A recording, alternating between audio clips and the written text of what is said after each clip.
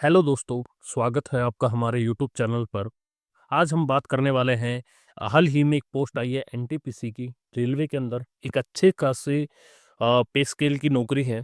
इसमें जब आप नौकरी लगोगे तो आपकी तनख्वाह जो पहली होने वाली है वो लगभग 50,000 से लेकर 70,000 तक के बीच में होने वाली है। ये सेवन्थ पे कमीशन के ऊपर बता रहा हूँ।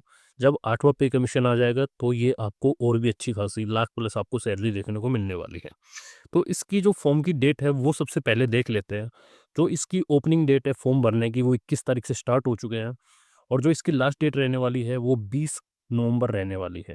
तो आप अपना फॉर्म टाइम से अप्लाई कर लें। करेक्शन विंडो भी मिलेगी आपको देखने को। आप अपने फॉर्म में कोई भी गलती हो जाती है तो भर सकते हो दोबारा से। आप सभी को पता होगा, रेलवे में भी वन टाइम रजिस्ट्रेशन होता है। अगर आपने पहले कोई भी फॉर्म भरा है, डायरेक्ट आप उसमें कुछ चीज़ें आपसे मांगेगा, वो डिटेल फिल करके आप फॉर्म को आगे कंप्लीट कर सकते हो। दूसरा मैं आपको बता देता हूँ, सबसे पहले वैकेंसी के बारे में। तो इसमें 6 तरीके की पोस्ट आपको देखने को मिलने वाली हैं। सबसे पहली जो पोस्ट है वो है टिकट सुपरवाइज़र। इसके अंदर जब आपकी जॉब लगेगी तो आपकी पहली तनख्वाह 70,000 के आसपास होने वाली है। ठीक है? इसके अंदर मेडिकल स्टैंडर्ड B2 माँगा गया है। ये मेडिकल स्टैंडर्ड क्या होता है ये भी मैं आगे चल के आपको बताने वाला हूँ, कि आपके आँखों के लेके इसमें अलग-अलग पॉइंट बना रखा है। एक चीज़ मैं और आपको यहाँ से क्लियर कर देता हूँ। अगर आपने पोस्ट प्रेफ़रेंस गलत दे दी और लास्ट में आप जाके मेडिकल स्टैंडर्ड में वहाँ पे आउट हो जाते हैं, तो ये समझ लो कि आपने अपना जीवन का एक चांस ख़त्म कर दिया। तो पोस्ट प्रेफ़रेंस सोच समझ के भरें, और अपना दिमाग कम इस्तेमाल करें। जो आपको पता है हमारी आँख में क्या दिक्कत है, उसी हिसाब से पोस्ट प्रेफ़रेंस को भरें, ठीक है? दूसरी जो पोस्ट है वो है स्टेशन मास्टर की, जो कि 615 पोस्ट है। ये भी इन हैंड सैलरी 70,000 के आसपास होने वाली है इसकी।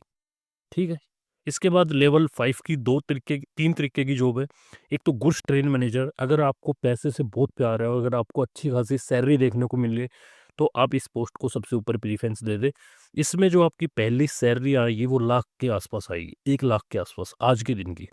क्योंकि इसमें रनिंग अलाउंस, ट्रैवल अलाउंस और उसके बाद काफ़ी तरीके के अलाउंस है, नाइट अलाउंस, इस तरीके के अलाउंस आपको देखने को मिलेंगे, और इस तरीके से आपकी जो पहली सैलरी बनेगी वो लाख के आसपास बनने वाली है। दूसरा जो, अगर आपको रुतबा चाहिए, थोड़ा आपका दबदबा हो, तो सबसे बेस्ट पोस्ट है JAA की, अकाउंट असिस्टेंट की। सबसे तगड़ी पोस्ट मानी जाती है, फास्ट प्रमोशन है, तो आप इस पोस्ट को प्रेफ़रेंस दे सकते हो। इसमें जो आपकी इन हैंड सैलरी बनेगी वो लगभग 55-56 हज़ार के आसपास बनने वाली है। इसके बाद सीनियर क्लर्क कम टाइपिस्ट की पोस्ट है, वो उसमें भी सेम 55,000 के आसपास आपकी सैलरी बनने वाली है। 638 पोस्ट इसके अंदर देखने को मिली है। इसके बाद ट्रैफिक असिस्टेंट, ये आपकी लेवल 4 की पोस्ट है, लगभग 48 से 49 हज़ार आपको सैलरी देखने को मिलेगी, और 59 पोस्ट है।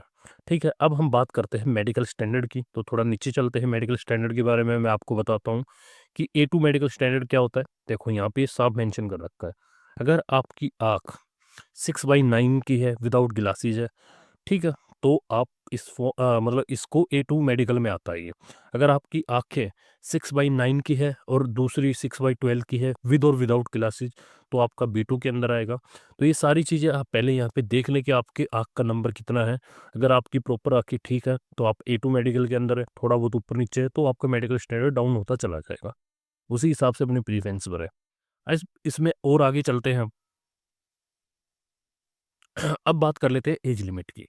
तो आपकी जो एज है वो 18 से 33 साल के बीच में होनी चाहिए, और ओबीसी को 3 साल की छूट मिलती है, सभी को पता होगा। एससी एसटी को 5 साल की छूट मिलती है। तो ये तो सब किसी को पता है, 18 से 33 साल आपकी एज होनी चाहिए। और जो आपकी एज कैलकुलेट की जा रही है वो भी आप यहाँ पे देख सकते हो। यहाँ पे साफ मेंशन कर रखा है, 2/1/1993 और 1/1/2008, इनके बीच में आपकी एज होनी चाहिए। ठीक है, आगे चलते हैं। एससी एसटी में 5 साल की, ये सब मैं बता ही चुका हूँ आपको। इसके बाद आपकी फ़ॉर्म फ़ीस की बात कर लेते हैं। ₹400 आपको वापस दे दिए जाएँगे जब आप एग्ज़ाम दे के आएँगे, उसके बाद आपके अकाउंट में ₹400 क्रेडिट कर दिए जाएँगे। उससे पहले आपको ₹500 ही फ़ीस पे करनी है। अगर आप किस-किस के अंदर हैं, आप जनरल कैटेगरी के अंदर है या फिर ओबीसी के अंदर है, तो आपको ₹500 फ़ीस पे करनी है।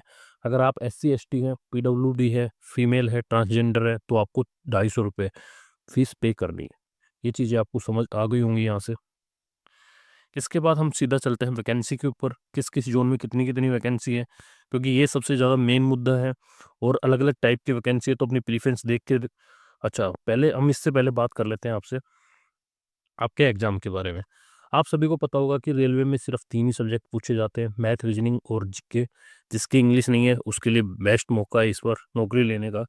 आपको जो सीवीटी 1 होगा, उसके अंदर 40 नंबर की आएगी आपकी जीके, जिसको जीए भी बोल देते हैं। मैथ आएगा आपका 30 नंबर का और जीके आएगी आपका सॉरी आपकी रीजनिंग आएगी 30 नंबर की। और आपके पास टोटल क्वेश्चन ऐसे हो जाएंगे 100 और 90 मिनट के अंदर आपको ये क्वेश्चन सोल्व कर रहे हैं। ऐसे ही जब आप इसको क्वालिफाई कर लेंगे, 1/3 इसके अंदर नेगेटिव रहती है, तो इसके 15 गुना सीबीटी 2 के अंदर बुलाए जाएंगे। ठीक है, तो 15 गुना में आप यहाँ पे देख पा रहे होंगे। दूसरा पेपर 120 क्वेश्चन का होगा, टाइम आपका वही 90 मिनट रहने वाला है। इसमें आपका वेटेज थोड़ा ज़्यादा हो जाएगा, जैसे कि जीके 50 नंबर की, मैथमेटिक्स 35 नंबर की और जो आपकी रीजनिंग है वो भी 35 नंबर की आपको देखने को मिलने वाली है। इसके अंदर भी 1/3 नेगेटिव रहने वाला है। ये नोटिफिकेशन मैंने टेलीग्राम ग्रुप में डाल दिया था, वहाँ से जाके आप ये पूरा सिलेबस भी देख सकते हो कि मैथ में क्या-क्या आएगा, रीजनिंग में क्या आएगा, जीके में क्या आएगा। ठीक है? इसके बाद हम बात करने वाले हैं वैकेंसी के बारे में, कि किस ज़ोन में कितनी-कितनी वैकेंसी आपको देखने को मिलने वाली है। ठीक है? तो यहाँ पे आप सबसे पहले मैं आपको बता देता हूँ, इसके अंदर आपको मेनली किसी कोई भी डिग्री होनी चाहिए। ग्रेजुएशन कहने का अर्थ है कि आपने ग्रेजुएशन अगर कर रखी है, कोई भी बैचलर डिग्री अगर आपके पास है, तो आप इस फॉर्म को भर सकते हैं। ठीक है। अब हम बात कर लेते हैं कि कौन से ज़ोन में कहाँ-कहाँ पे कितनी-कितनी पोस्ट आई हुई हैं। तो सबसे पहले बात कर लेते हैं अहमदाबाद की। तो अहमदाबाद के अंदर जो टोटल नंबर ऑफ वैकेंसी आपको देखने को मिलने वाली है, वो है 79। यहाँ पे आप देख सकते हो किस-किस तरीके की पोस्ट है, ये आप डिटेल में जाके नोटिफ़िकेशन पढ़ के आप देख सकते हो। बाकी यहाँ पे वीडियो को रोक के भी यहाँ पे देख सकते हो। इसके बाद हम बात कर लेते हैं अजमेर की। तो अजमेर के अंदर 345 पोस्ट आपको देखने को मिलेंगी टोटल। ठीक है? किस-किस कैटेगरी में है वो सारी चीज़ें यहाँ पे मेंशन की हुई है। तो आपको यहाँ पे वीडियो देख के भी रोक के भी देख सकते हो। इसके बाद हम बात कर लेते हैं बेंगलुरु को, तो 241 पोस्ट आपको देखने को मिलने वाली है। इसके बाद हम बात करते हैं भोपाल की, तो भोपाल के अंदर 382 पोस्ट आपको देखने को मिलेंगी। इसके बाद भुवनेश्वर की बात करें तो 231 पोस्ट आपको देखने को मिलने वाली है। और इसके बाद बिलासपुर 864 पोस्ट आपको देखने को मिलेगी।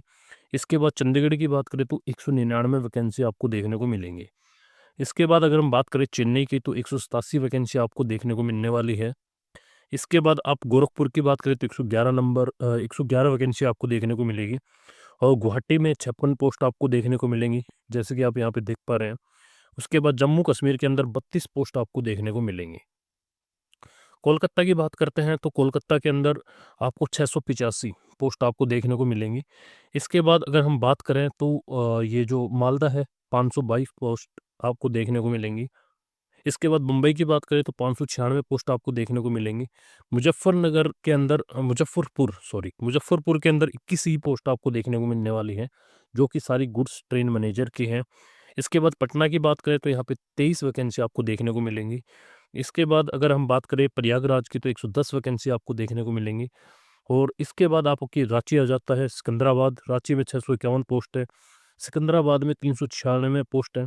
सिलीगुड़ी में 21 पोस्ट है और तिरुवनंतपुरम में टोटल 58 पोस्ट है। ऐसे जो आपकी नंबर ऑफ वैकेंसी हो जाती हैं, वो 5810 पोस्ट आपको देखने को मिलने वाले हैं। लगभग 6000 वैकेंसी के आसपास इस बार रेलवे ने नोटिफ़िकेशन रिलीज़ किया है। अगर आपको इंग्लिश नहीं आती है, मैथ अगर आपका अच्छा है, रीजनिंग अच्छी है, जीके अच्छी है, तो आप इस फॉर्म को ज़रूर भरें। और ज़ोन के बारे में कौन-सा सेफ ज़ोन है, कौन-सा डेंजर ज़ोन है, इसके ऊपर भी एक वीडियो जल्द ही आपको देखने को मिलने वाली है। लास्ट टाइम की कट ऑफ भी उसमें डिस्कस करेंगे। तो अभी के लिए इतना ही, धन्यवाद।